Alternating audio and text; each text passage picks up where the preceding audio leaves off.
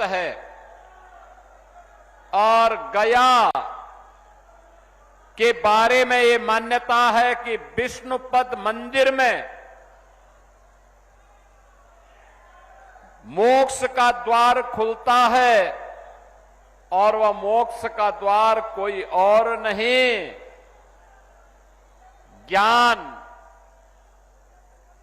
मुक्ति और अध्यात्म की यह पावन धरा ही है गया, जहां पर ज्ञान का भी, मुक्ति का भी और अध्यात्म का भी मार्ग खुलता है।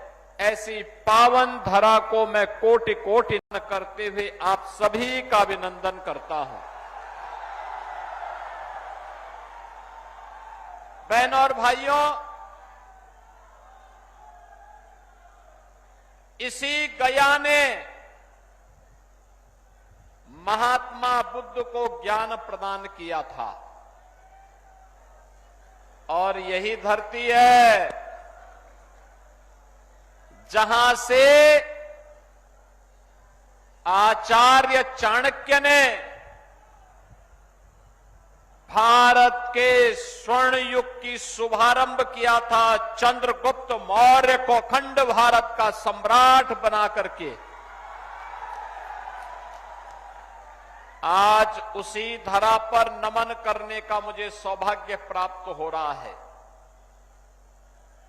बहनों और भाइयों,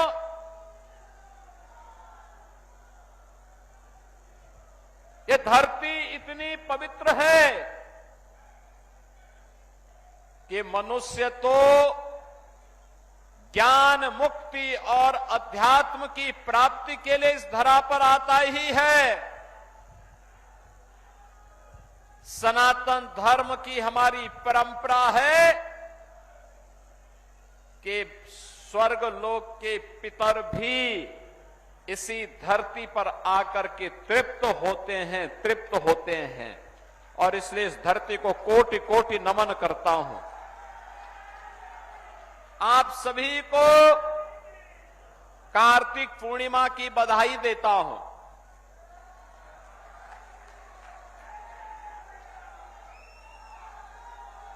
गुरु नानक देव जी का पावन प्रकाश पर्व भी है। सभी सिख बंधुओं को भी कोटि कोटि बधाई देता हूं। बहनों और भाइयों, बिहार जिसका अपना गौरवशाली इतिहास है, मैंने जो कहा ना, आचार्य चाणक्य ने अपने नीति संबंधी सभी कार्यों का शुभारंभ इसी बिहार की धरती से किया था। ये वही बिहार है जिसने भारत को, समृद्ध भारत और भारत को स्वर्ण युग की ओर लेकर के गया था। एक समृद्ध ऐतिहासिक पृष्ठभूमि जिस बिहार की हो, एक से एक महापुरुष जिस बिहार ने दिए हो, देश के अंदर आजादी की पूरी लड़ाई में बिहार बढ़ चढ़ करके भाग लिया,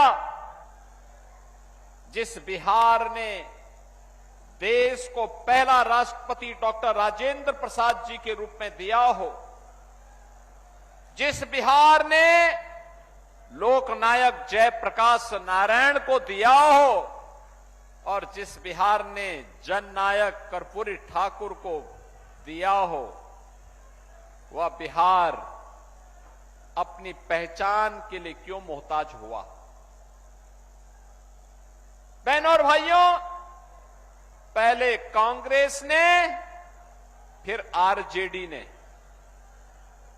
यहां लूटा, पहचान का संकट खड़ा किया, नौजवानों के रोजगार को छीना, अन्नदाता किसानों को बदहाल करके रख दिया, गरीबों को योजनाओं का लाभ नहीं दिया, विकास का पैसा अपने परिवार के विकास में लगा दिया। परिणाम क्या था? सब कुछ चौपट था, नक्सलवाद फैलता गया, माओवाद फैलता गया, माफियावाद फैलता गया और सत्ता के समानांतर माफियाओं की सरकार चलने लग गई। बहनों और भाइयों, जिस बिहार ने भारत को नेतृत्व दिया था, कांग्रेस और आरजेडी ने उस बिहार के सामने, उस बिहार के नौजवानों के सामने, बिहार के नागरिकों के सामने पहचान का संकट खड़ा किया। अन्नदाता किसानों को आत्महत्या करने के लिए मजबूर किया। बेटी और बहन के ऊपर सुरक्षा का संकट खड़ा किया और जब भी कानून व्यवस्था खराब होती है तो युवा परेशान होता है रोजगार के लिए, बहन और बेटी सुरक्षा के लिए परेशान होती है, व्यापारी अपना व्यापार समेट करके पलायन करता है, बाहर का कोई निवेशक नहीं आता है और परिणाम होता है विकास बाधित हो जाता है। बहनों और भाइयों, आज जब प्रातः में गया के लिए लखनऊ से चल रहा था, वहां पर मैंने एक कार्यक्रम किया। उत्तर प्रदेश में आरजेडी और कांग्रेस का एक पार्टनर है समाजवादी पार्टी। समाजवादी पार्टी का एक वहां पर माफिया था जो उसका शागिर्द रहता था। उस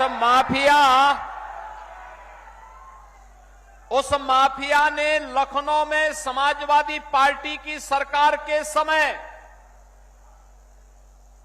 एक नहीं, गरीबों की जमीन पर और सरकारी जमीन पर 4 किले नुमे मकान बना डाले थे। हमारी सरकार आई, मैंने पूछा, भाई ये 4 किले नुमा बड़े बड़े बंगले किसने बनाए हैं? तो लोगों ने कहा कि फलाने ने। मैंने कहा, भाई ये तो कुख्यात माफिया है। लोगों ने कहा हां।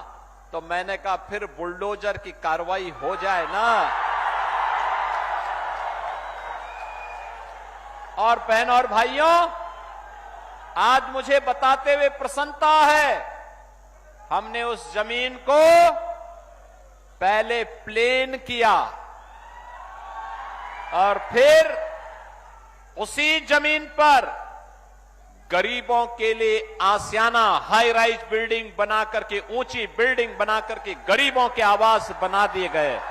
और आज प्रातः कार्तिक पूर्णिमा के अवसर पर जब लोग गंगा स्नान कर रहे थे, पवित्र नदियों में स्नान कर रहे थे, तब मैं लखनऊ में उन गरीबों को आवास का पट्टा दे रहा था, आवास उपलब्ध करवा रहा था। बहनों और भाइयों, जो काम उत्तर प्रदेश में समाजवादी पार्टी करती थी, कमोबेश वही काम कांग्रेस और आरजेडी के लोग बिहार में करते थे। और इसलिए इनका उपचार केवल एनडीए है, एनडीए। याद करिए ना, ये लोग आपको लड़ाते थे, या आपको लड़ाते थे जाति के नाम पर। जाति सेना खड़ी खड़ी करके इन्होंने पूरे बिहार को पहचान के संकट के दौर से गुजारा था। बहनों और भाइयों, जब भी बटेंगे तो इनको तो, ये जो समाजवादी पार्टी है ना, ये आरजेडी की पार्टनर है, कांग्रेस की पार्टनर है यूपी में। इन लोगों को परेशानी होती है कि बीजेपी की डबल इंजन की सरकार नाम क्यों बदल देती है। हमने कभी नाम इसलिए बदल देते हैं जिसके नाम के अनुरूप काम किया जा सके। जैसे फैजाबाद का नाम हमने अयोध्या किया क्योंकि अयोध्या ही वास्तविक नाम था। हमारा पौराणिक नाम अयोध्या था। भगवान राम का जन्म अयोध्या में हुआ था। फैजाबाद तो विदेशी आक्रांताओं का प्रतीक था। गंगा यमुना का जहां संगम होता है उसका नाम प्रयागराज था। मुगल काल में इलाहाबाद कर दिया, हमने फिर से पलट करके प्रयागराज कर दिया। समाजवादी पार्टी को इसमें भी परेशानी है, कहती अयोध्या नाम क्यों कर दिया, प्रयागराज नाम क्यों कर दिया। और यहां पर कांग्रेस को परेशानी होगी कि कहीं वीरेंद्र सिंह जी वजीरगंज का नाम न बदल दे। बहनों और भाइयों, अगर हमें आगे बढ़ना है तो विरासत का भी सम्मान करना पड़ेगा। अपनी विरासत को सम्मान कर देना पड़ेगा। अपने पूर्वजों के गौरव पर गौरव की अनुभूति करनी होगी। और यही कारण है भारत का हर सच्चा भारतीय राम को अपना पूर्वज मानता है। याद करिए ना, कांग्रेस, सपा, आरजेडी जब राम मंदिर का विरोध कर रही थी तब भी राम भक्त एक ही नारा लगाते थे, राम लला हम आएंगे मंदिर, लाठी गोली खाएंगे, यही नारा लगता था। कांग्रेस ने सुप्रीम कोर्ट में क्या कहा? कहा राम हुए ही नहीं। यानी जैसे कांग्रेस का ही खानदान पैदा हुआ है, बाकी और हुए ही नहीं। बहनों और भाइयों, ये लोग राम को नकारते हैं, कृष्ण को नकारते हैं, भगवान विष्णु को नकारने लग जाएंगे, ये हिंदुओं को भी नकार देंगे।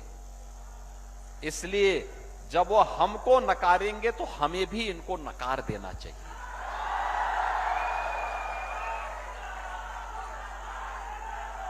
आरजेडी ने राम मंदिर के रथ को रोक दिया था और समाजवादी पार्टी ने उत्तर प्रदेश में राम भक्तों पर गोलियां चलाकर के अयोध्या को लहूलुहान किया था। लेकिन हम लोग जब आए उत्तर प्रदेश में, डबल इंजन की भाजपा की सरकार आई, हमारा जो संकल्प था, राम भक्तों का जो संकल्प था, लोग कहते थे क्या मंदिर बन जाएगा? हम कहते थे जरूर बनेगा। लोग कहते कब बनेगा? अरे हमने कहा काम तो थोड़ा करने दो।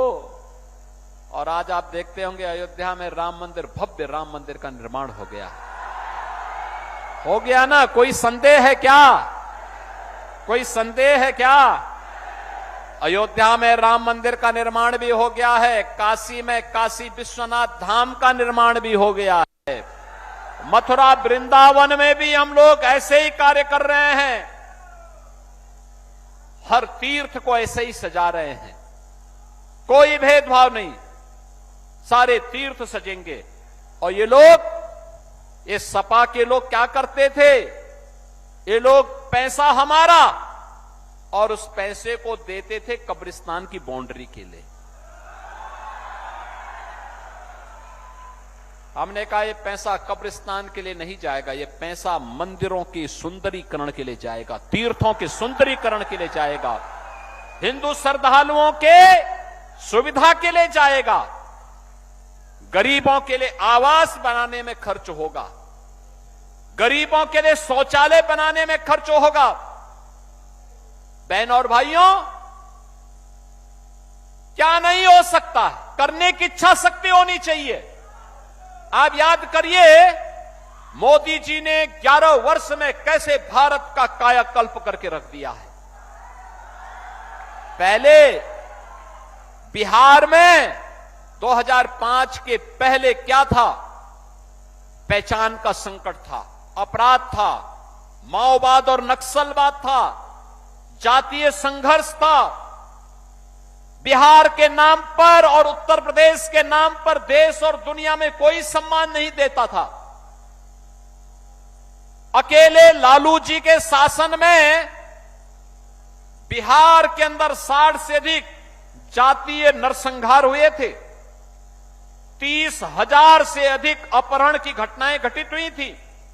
व्यापारी सुरक्षित नहीं, डॉक्टर सुरक्षित नहीं, इंजीनियर सुरक्षित नहीं, कोई भी संभ्रांत व्यक्ति सुरक्षित नहीं। बिहार के 30 से 40% लोगों ने गोरखपुर में, वाराणसी में अगर आप देखेंगे 40% आबादी बिहार के लोगों की, क्योंकि उस समय जंगल राज था। बहनों और भाइयों, नीतीश जी के नेतृत्व में, नीतीश बाबू के नेतृत्व में 20 वर्ष में सुशासन की सुदृढ़ नींव रखी गई। मोदी जी ने पिछले 11 वर्ष में विकास के जो कार्य किए, आज बिहार के अंदर रोड की कनेक्टिविटी है, रेल की कनेक्टिविटी है, एयर कनेक्टिविटी है, और अब तो वाटरवे की कनेक्टिविटी भी बिहार से होते हुए उत्तर प्रदेश को जोड़ रही है। ये वाटरवे की सुविधा, जल मार्ग की सुविधा, कार्गो के लिए अन्नदाता किसानों के उत्पाद को, वह खाद्यान्न हो, सब्जी हो, फल हो या बिहार का मखाना हो, ये दुनिया के बाजार में पहुंचाने का एक अभियान है। बहनों और भाइयों, आज बिहार के अंदर क्या नहीं है? एनआईटी है, आईएम है, एम्स है, इंजीनियरिंग कॉलेजेस की एक लंबी श्रृंखला है, मेडिकल कॉलेजेस की एक लंबी श्रृंखला है। आज बिहार का नौजवान फिर से अपनी प्रतिभा और अपनी मेधा की छाप दुनिया के अंदर छोड़ रहा है, तो बिहार के विकास में भी योगदान दे रहा है। बहनों और भाइयों, उसी बिहार को याद करिए, करने की इच्छा शक्ति होनी चाहिए। मोदी जी ने 11 वर्ष में विकास भी कराया है, विरासत का भी सम्मान किया है।